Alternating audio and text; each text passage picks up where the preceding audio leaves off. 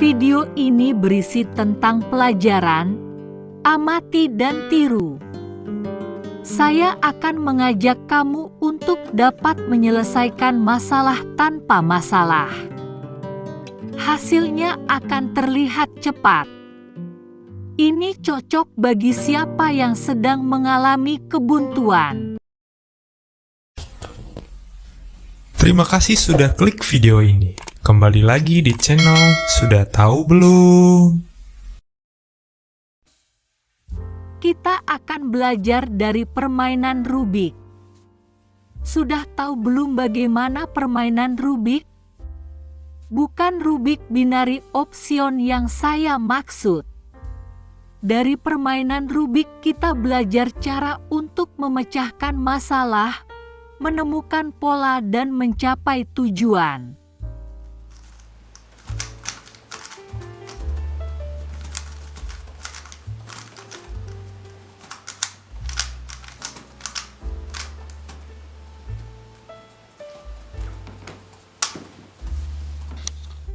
Saya akan memberitahumu rahasia penting yang tersimpan di balik permainan ini.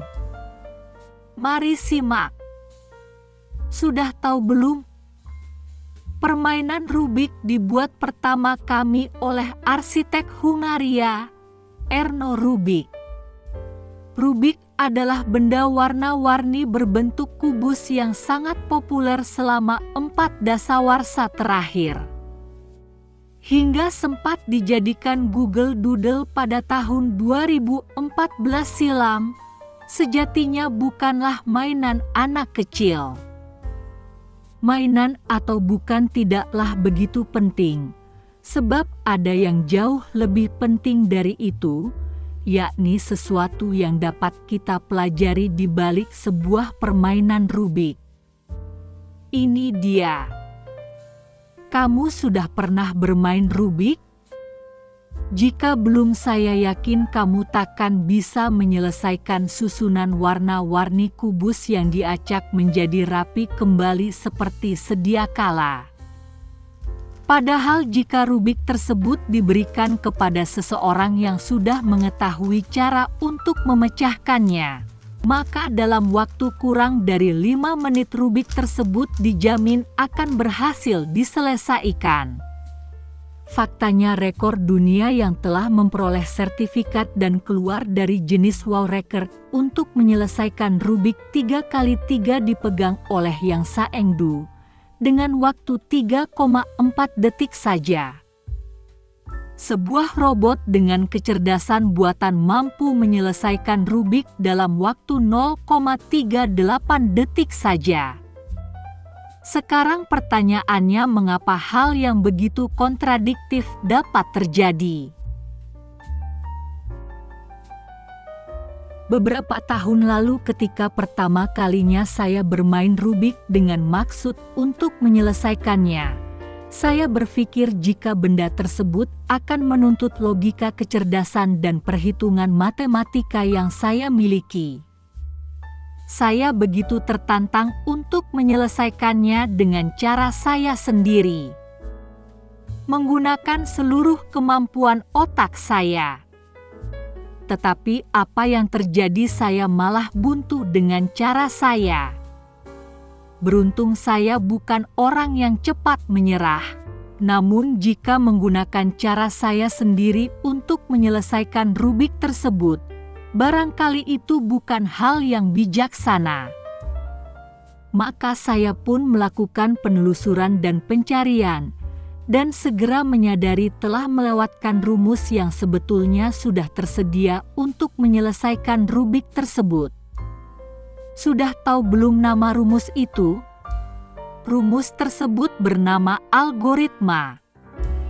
Algoritma didefinisikan sebagai logika, metode dan tahapan serta urutan sistematis yang digunakan untuk memecahkan suatu permasalahan. Dalam kasus Rubik, algoritma untuk menyelesaikannya ternyata telah ditemukan cukup lama dalam berbagai versi, di mana secara umum hanya diperlukan 7 langkah untuk menyelesaikan Rubik yang acak. Maka dari sini kita tahu ada cara-cara yang dapat kita pelajari dan temukan sendiri. Namun ada pula cara-cara yang dapat kita pelajari dari orang lain. Untuk yang terakhir, selama itu terbukti kadang-kadang kita memang hanya perlu mengikutinya saja tanpa perlu logika yang terlalu kompleks di baliknya.